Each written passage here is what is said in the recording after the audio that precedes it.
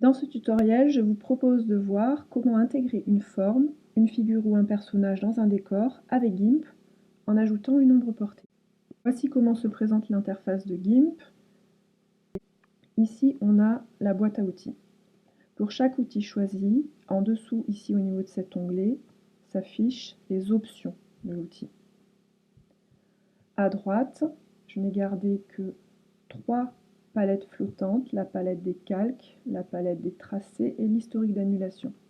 Au démarrage, l'interface de GIMP peut paraître un peu chargée. C'est pourquoi je vous propose de l'aérer un peu. Ici par exemple, je ne garde que les options d'outils. En cliquant sur cet onglet, on va le faire disparaître. Je le ferme.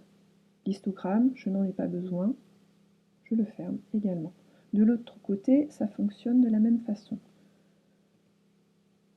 Je ferme l'onglet. Ah, là, j'ai fermé un onglet dont j'aurai besoin plus tard. Donc, je vais faire l'inverse, ajouter un onglet et retrouver l'onglet des calques dont j'aurai besoin plus tard. C'est celui-ci dont je n'ai pas besoin. Je clique sur la petite flèche, fermer l'onglet. Les autres me seront utiles puisqu'ici c'est l'historique d'annulation qui permet d'annuler les dernières opérations effectuées et la palette des chemins dont on va beaucoup se servir lors de ce tutoriel. Pour ouvrir les images depuis GIMP, menu Fichier, Ouvrir.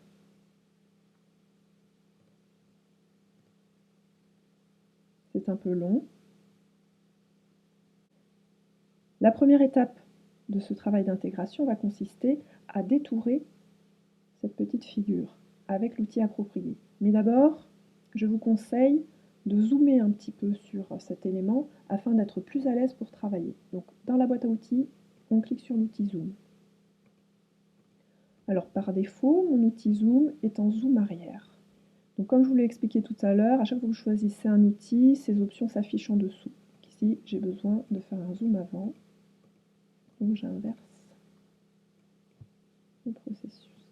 Je vous conseille, pour le travail de détourage, d'être assez proche de l'élément que vous souhaitez détourer. Pour détourer cette figure, je vais utiliser l'outil Chemin, qui est un outil de tracé. Pour les débutants, vous avez la possibilité de l'utiliser assez simplement, en posant des points d'ancrage avec des clics. Chaque point d'ancrage est ainsi relié par une ligne droite. Ça crée un détourage en forme de polygone. Toute la difficulté étant de réaliser un détourage qui n'ait pas l'air trop polygonal. Il ne faut pas aller trop vite. Soigner le positionnement des différents points d'ancrage pour réaliser un détourage assez régulier. Là, je vais le finir assez grossièrement pour vous montrer comment on le ferme. Donc, idéalement, il faudrait vraiment faire le tour ici. Pour fermer un chemin, un tracé, on maintient la touche CTRL enfoncée avant de revenir sur le premier point. Mon chemin est fermé. Une fois qu'il est fermé, je peux toujours bouger les différents points d'ancrage afin d'ajuster un petit peu mon tracé. Je peux aussi enlever certains points si j'estime que mon tracé est trop chargé. Avec la touche Maj plus CTRL, je survole le tracé et je clique sur le point enlevé. A l'inverse, si je veux rajouter un point parce que je trouve qu'il en manque un à un endroit, touche CTRL, je clique sur le tracé, ça me rajoute un point. C'est dommage d'utiliser l'outil chemin simplement avec des clics simples. Donc pour ceux qui souhaitent l'utiliser avec toutes les potentialités qu'il propose, voilà comment ça marche. Alors d'abord, je vais annuler les dernières opérations, puisque mon tracé en forme de polygone ne me convient pas. Au lieu de cliquer simplement, je réalise un cliquer glisser. Ça me génère toujours un point d'ancrage, mais autour de ce point d'ancrage, j'ai une tangente avec deux petites poignées. Je pose mon prochain point un petit peu plus loin. Le fait de réaliser un cliquer glisser forme des courbes au lieu de former des lignes droites. C'est tout l'intérêt d'utiliser cet outil de cette façon. Ici, j'ai un changement de direction, donc je relâche, je prends la deuxième poignée, je la réoriente dans le sens du tracé et je poursuis mon tracé. Ici, pareil, je relâche, je reprends la deuxième poignée, je la réoriente dans le sens de mon tracé. Et ainsi de suite. Il ne faut pas réaliser des cliquets-glissés trop longs. Plus la courbe est grande, plus le cliquet-glissé est important. Et quand la courbe est toute petite, comme ici, les cliquets-glissés sont tout petits.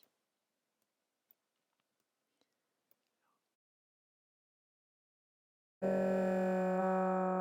de réaliser un tracé assez fidèle, fin, précis, qui promet un rendu de l'intégration beaucoup plus réaliste et sophistiqué que si je fais un simple clic avec un détourage en forme de polygone. Il est conseillé d'enregistrer régulièrement votre travail. Par exemple ici, quand je viens de réaliser mon détourage, je suis à peu près satisfaite du résultat. Menu fichier, enregistrer sous. Donc, comme je viens de générer un tracé, ça va me proposer de l'enregistrer au format XCF. Donc je laisse comme ça, c'est un format qui gère les tracés et les calques, c'est le format natif de GIMP. Je redonne un titre si je le souhaite, et je sauvegarde.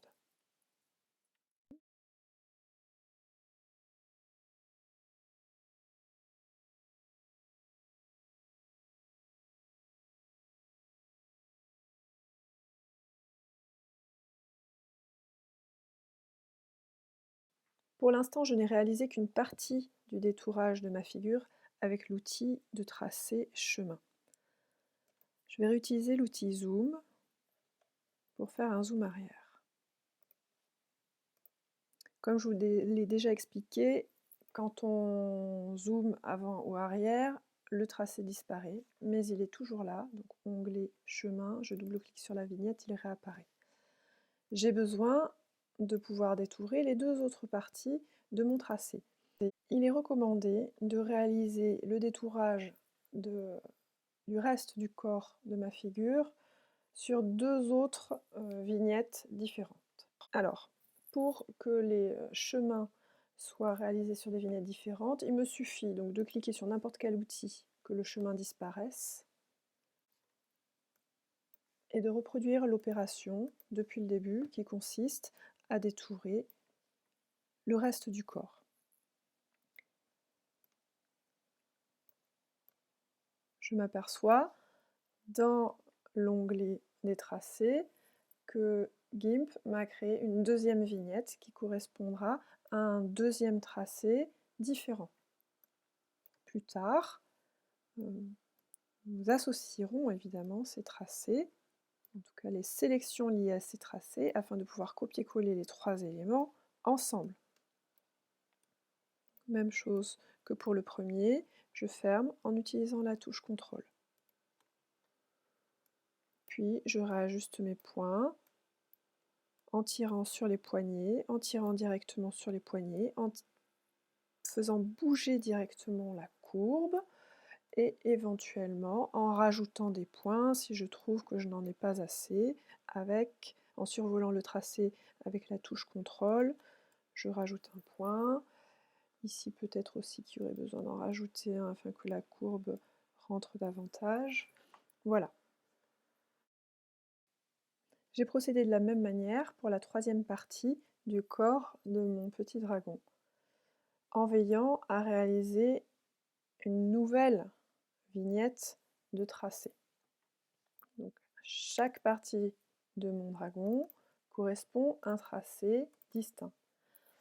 Je vais utiliser ces tracés, ces chemins, pour réaliser une sélection globale.